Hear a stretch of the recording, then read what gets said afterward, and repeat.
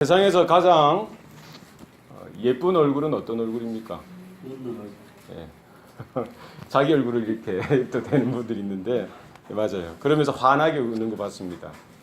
예. 세상에서 가장 예쁜 얼굴은 환하게 웃는 얼굴입니다. 특별히 하나님의 은혜를 깨닫고 하나님의 사랑을 기억하고 옆에 있는 분들에게 환하게 여러분이 웃어주신다면 그 얼굴이야말로 가장 세상에서 아름다운 얼굴이다. 그래서 하나님은 다 우리 각자에게 아름다운 구석을 심겨주셨어요.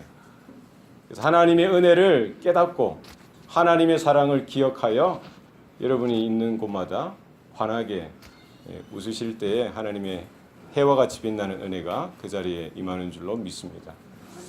그럼 세상에서 가장 예쁜 말은 무슨 말일까요? 칭찬. 예, 칭찬. 예, 그죠? 너무 잘했어. 고마워. 감사해요. 괜찮아. 혹은 미안해. 사랑해. 이런 주옥과 같은 말들이 있습니다. 그래서 우리가 이런 좋은 말들, 예쁜 말들, 아름다운 말들을 늘 우리 입술과 생각과 마음 가운데 담아서 여러분 옆에 있는 지체들에게, 형제와 자매들에게 이렇게 말해줬으면 좋겠습니다. 우리 한번 좌우로 한번 보면서 환하게 가장 세상에서 예쁜 얼굴, 세상에서 가장 아름다운 말, 3일 동안 너무 고마웠어요. 보니 오늘 너무 더 사랑스러워요. 여러분이 생각하시고 한번 이렇게 고백하고 인사를 나누면 좋겠어요. 너무 수고 많으셨습니다. 내가 세상에서 이렇게 멋있는 분은 참 잘하셨습니다. 세상에서 처음이야 생각해. 얼마나 은혜이고 얼마나 주님의 긍휼하심인지 모르겠습니다. 저 뒷동네는 이제 불이 붙었네요.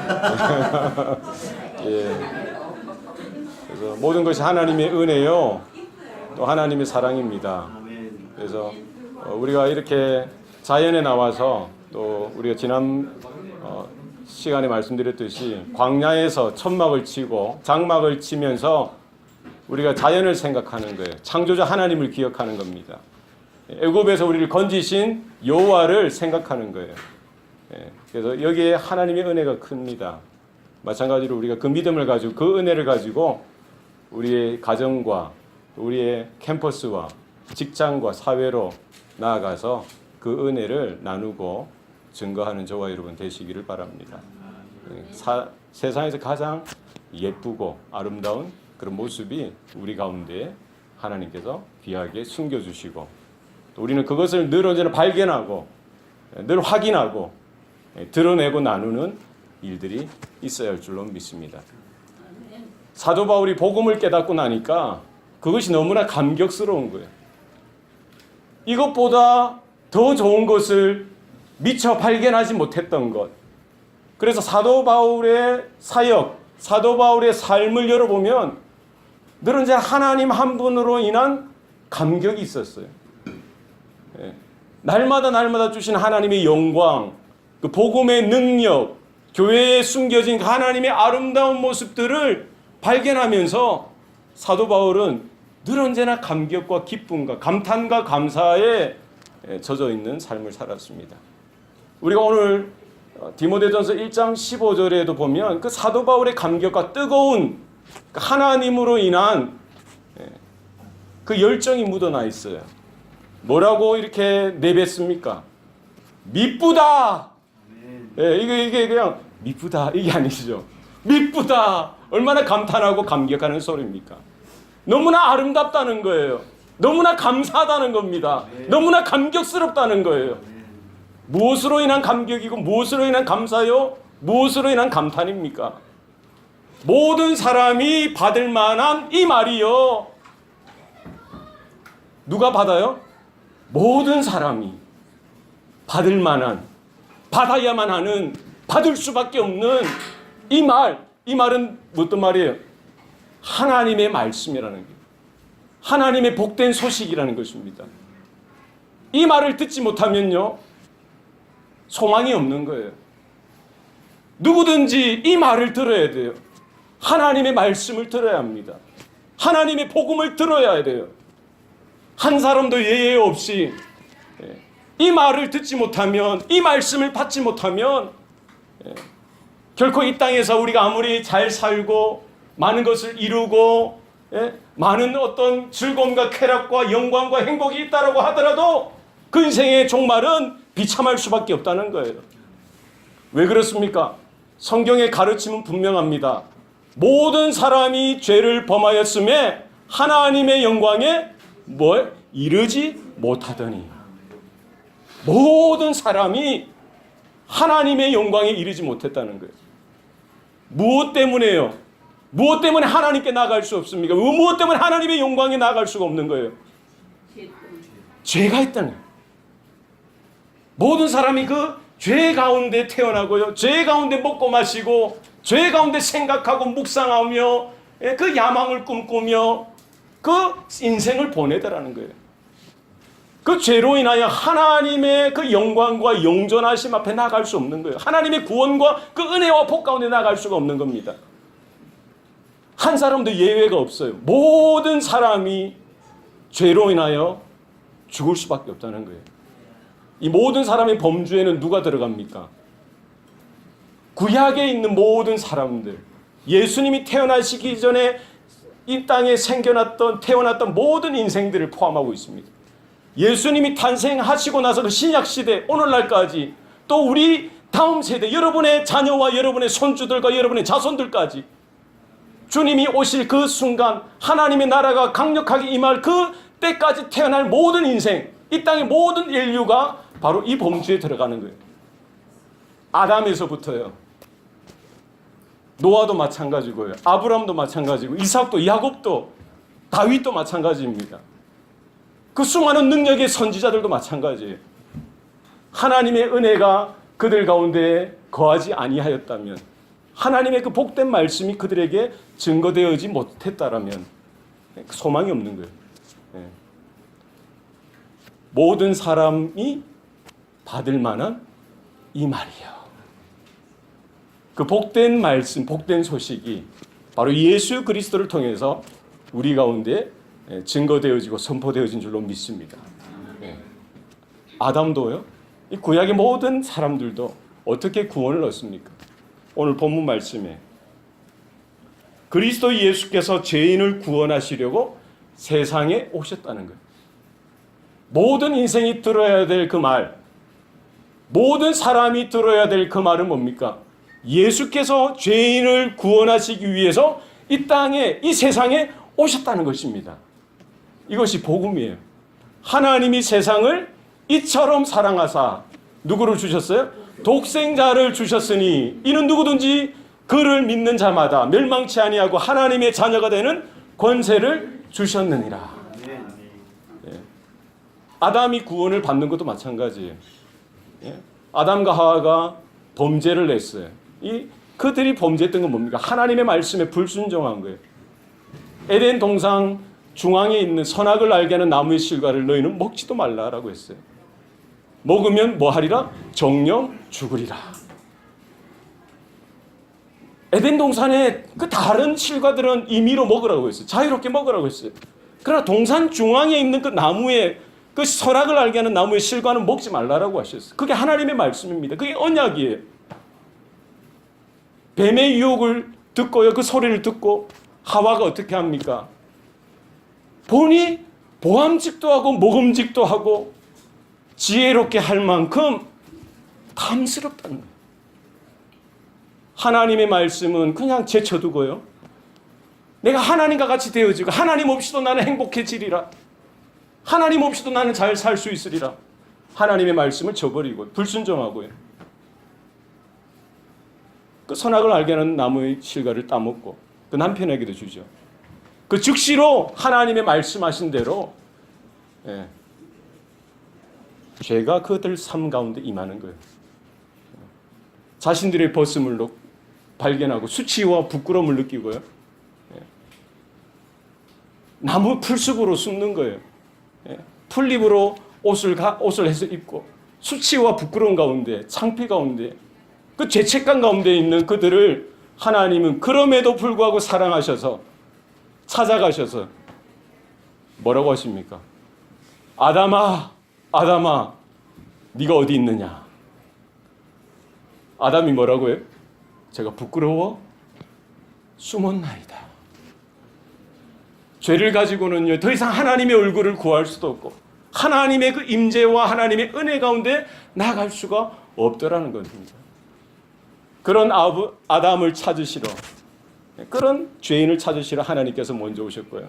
그들을 불러주시고 하나님의 은혜 가운데, 구원 가운데 초청해 주셨던 것입니다. 바로 여자의 후손으로 인해서 다시 구원을 주시고 회복을 주시겠다고 하나님께서 은혜로 언약을 맺어 주셨던 것이죠. 구약의 모든 사람들은 오실 메시아 된 예수 그리스도를 바라보는 믿음으로 그 구원의 자리에 나아가는 거예요. 신약에 있는 모든 사람들은 바로 오신 메시아 되신 그 예수 그리스도를 바라보고 믿는 믿음으로 구원을 얻는다라고 성경은 말씀하고 있습니다. 주 예수를 믿으라. 그리하면 너와 내 집이 구원을 얻으리라. 여러분 믿으시길 바랍니다. 네. 그죠? 예수님이 이 땅에 오신 것은요, 의인을 부르러 오신 것이 아니라 죄인을 부르러 오셨다고 했어요. 예수님은 세리들을 찾아가셨고요, 죄인들을 찾아가시고요, 창녀들을 찾아가셨고요, 병자들을 찾아가시고, 귀신 들려서 정말 소망 없는 그런 인생들을 찾아가셨어요. 그들의 영적인 문제들, 그 죄의 문제들을 하나하나 낱낱이 풀어주시고 벗겨주시고 해결해 주셨던 겁니다. 그 세대의 예수님과의 동시대의 사람들만이 아니라 오고 오는 모든 세대의 사람들까지, 누구든지 그 모든 사람이 들어야만 하는 복음으로 이 땅에 오신 줄로 믿습니다. 그 교만하고 높아지기 좋아했던 그 제자들까지도 마찬가지예요. 3년 동안 예수님과 동행했고 동고동락했으면 예수님의 뜻을 알아야죠. 깨달아야죠. 예수님이 십자가를 향해 걸어가시는 그 순간까지도 제자들은 어떤 맛에 삽니까? 자기 잘난 맛에 사는 거예요. 내가 더 잘났어. 그 노래가 언제부터 시작됐어요? 내가 제일 잘 나가. 누가 잘 나가요? 아마 거기에서 영감을 얻었는지 모르겠어요. 그 작곡가가 누군지 모르겠지만 내가 제일 잘 나가. 그 무슨 제목이 뭐예요? 아, 제목이 내가 제일 잘 나가요? 참, 야, 그 영감이 다 있는 거예요. 베드로도 그러지 않았겠어요? 누가 제일 잘 나가? 내가 제일 잘 나가. 안드레도 마찬가지예요. 아마 야고보도 그랬을 거예요. 요한도 그랬을 거예요. 내가 제일 잘 나가. 예수님 다음 나야. 누가 있으면 나와봐. 랩을 하지 않았겠어요? 네. 그죠? 그런 다듬어지지 않는 제자들까지도 다 하나같이 예수님을 모른다고 저주하고 부인하고 다 도망가 버렸죠. 그런 제자들 하나하나까지도요, 부활하시고 나서 그 갈릴리로 도망가 버린 그 제자들 하나하나를 찾아가셨어요. 다시 불러주시는 거예요. 다시 회복시켜 주시는 거예요. 베드로를 향해서 네가 나를 사랑하느냐, 네가 나를 사랑하느냐, 네가 나를 사랑하느냐, 다시 제자로서 세워주시는 거예요. 오늘 본문에 미쁘다 이렇게 감격하며 하나님의 은혜를 이렇게 가슴 벅차게 토로한 그 바울도 마찬가지였어요. 그는 청년, 이름이 예전의 이름이 사울이었어요. 바리새파 그 가말리엘 그 대스승의 수제자로서 모든 바리새파의 전통과 그 학문의 최고의 선봉자로 훈련되어지고 다듬어졌던 자입니다. 율법에서 둘째가라면 서러운 자였어요. 히브리인 중에 히브리인이었습니다. 그는 율법에 열심히 있는 자였어요. 그래서 그때 당시 예수님을 모르고 복음을 몰랐을 때는 뭐가 하나님을 위한 최고의 일이라고 생각했을까요? 예수 믿는 자들, 교회 다니는 자들을 박멸하고 핍박하는 것이 하나님의 일이라고 생각했던 거예요. 스데반 집사를 돌로 쳐 죽이는 그 현장에 그는 옷을 맡은 자로서, 옷을 맡았다는 건 뭡니까? 모든 그런 율법에 따라서 행해지는 모든 것에 선두주자로 섰다는 거예요. 최고 리더로 섰다는 겁니다. 스데반 집사가 돌로 맞아 죽게 그 순간에도 바울은 그때 이름은 사울이었죠. 그를 죽이는, 교회를 박멸하는 그 일에 앞장섰던 거예요. 대제사장에게 교회를 핍박하기 위한, 박멸시키기 위한 그 허가 증서를 받아서 담에서까지 먼 그 길을 마다하지 아니하고 달려가는 그런 율법에 열심히 있던 자였어요.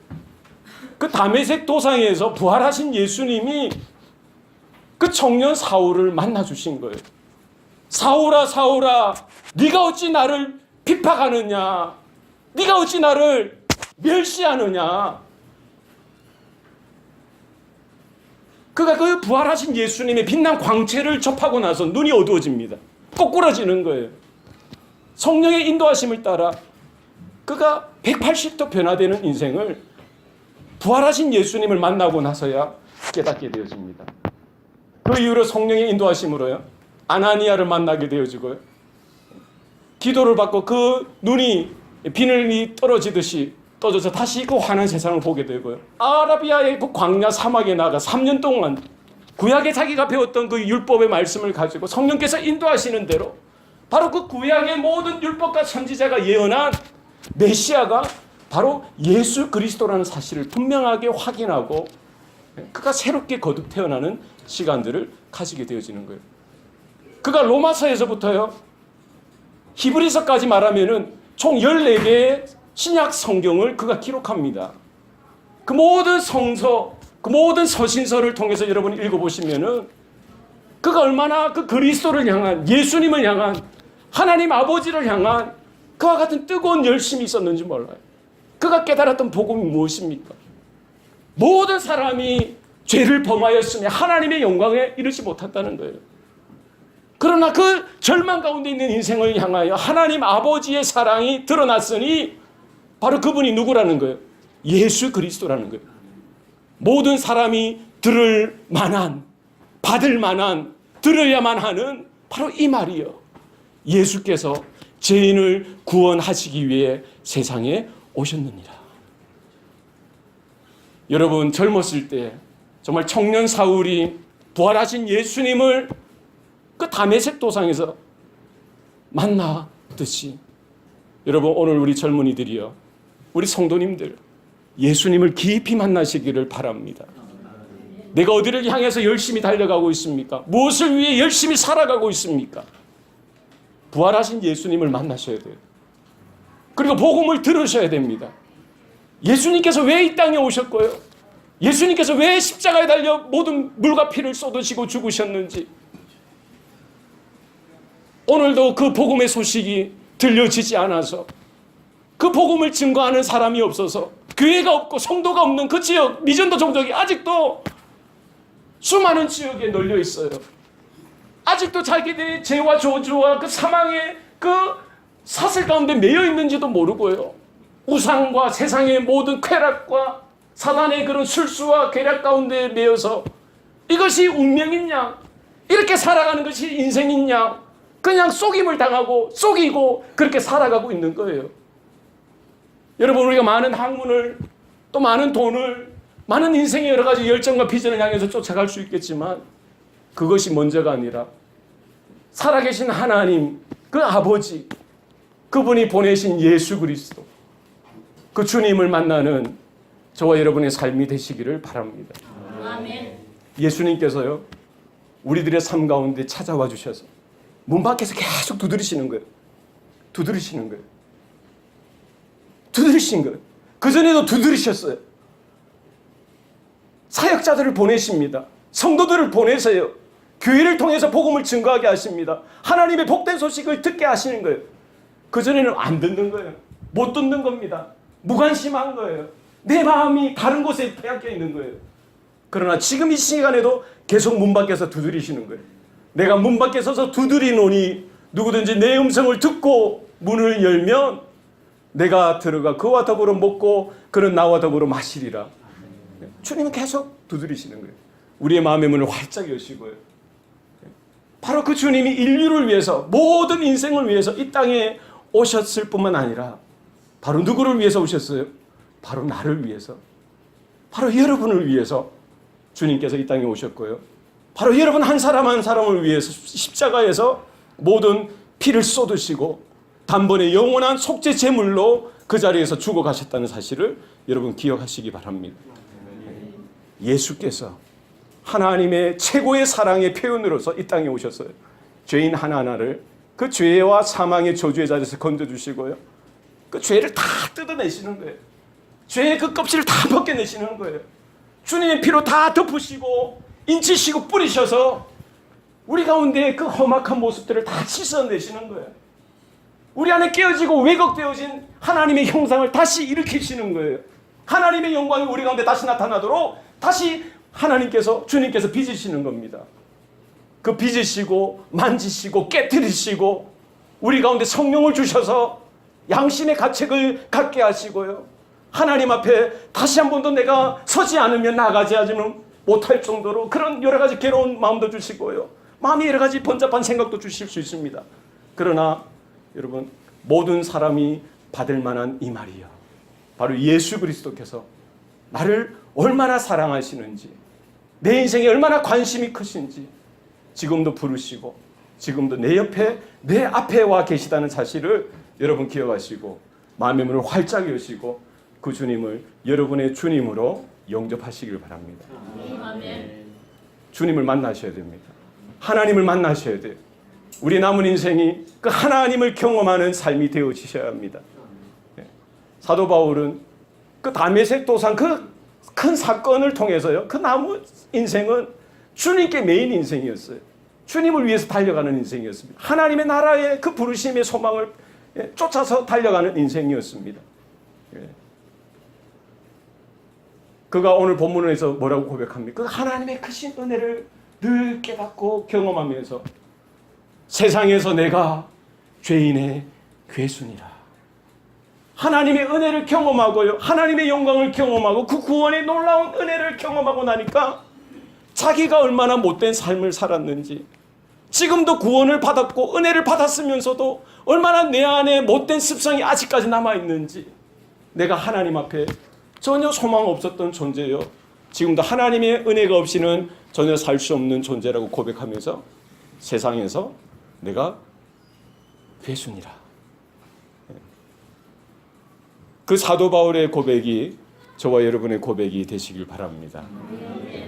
그래서 세상의 그 어떤 소리가 아니라 미쁘다 이 말이요, 모든 사람이 받을 만한 이 말이요, 주의 피 묻은 복음이 최고의 기쁜 소식인 것을 여러분 마음에 새기시고 확인하시고 확신하시고 그 복음을 여러분의 생각과 마음 가운데 또 여러분의 입술을 통해서 늘 언제나 증거하시고 선포하시길 바랍니다. 예. 여러분 이제 학교 캠퍼스 가시면 뭘 해야 돼요? 예. 뭘 하셔야 돼요? 자, 딱 새로운 친구 만난다. 한국에서 왔든 타주에서 왔든 보면은 뭐예요? 전도. 교회 다니십니까? 예수 믿습니까? 다 따라합시다. 예수 믿으십니까? 예수 믿으십니까? 안 믿는데요. 이러면 뭐라고 해야 돼요? 예수 믿으면 너무 좋습니다. 네? 그죠? 그러면서 예수님이 그럼 누구십니까? 그럼 예수님에 대해서 여러분이 소개하셔야 돼요. 하나님의 아들이시고 그분을 통해서 우리가 하나님께 나아갈 수 있다고. 예수 같이 믿자고 여러분 전도하세요. 또 뭘 물어봐야 돼요?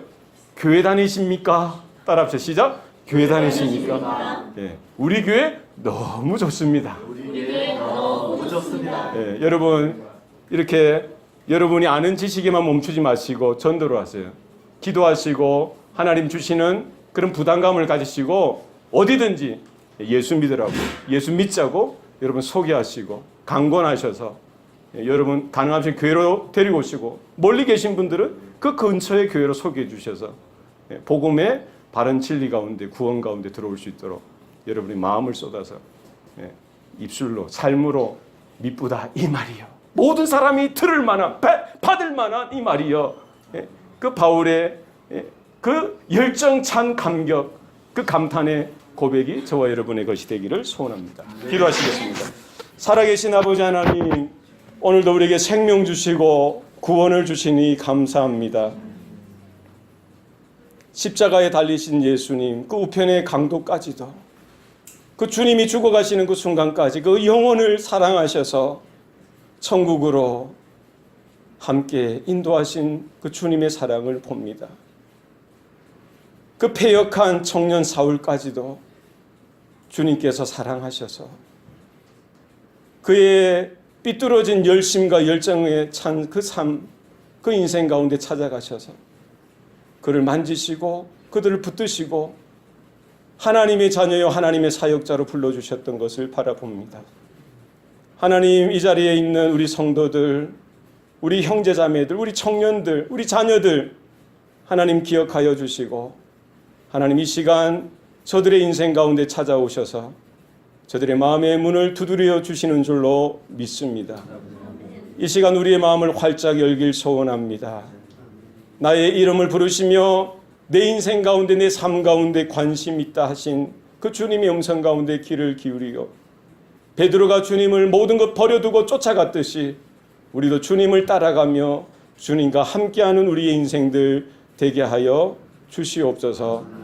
이제 집으로, 캠퍼스로, 직장과 사업터와 우리의 삶의 범사로 나아갑니다. 하나님이 우리 가운데 이제는 변화되어져서 하나님의 사람으로 주님의 제자로서 이 땅의 사명자로서 설 수 있도록 도와주시옵소서. 근심과 염려와 사단의 유혹과 시험과 죄악의 그 어떤 물결이 요동친다고 하더라도 우리가 흔들리지 아니하고 하나님의 나라를 보게 하시고 주님의 보좌를 보게 하시고 믿음으로 우리의 남은 인생 끝까지 달려가는 성도들 되게 하여 주옵소서. 감사드리고 예수님 이름으로 기도합니다. 아멘.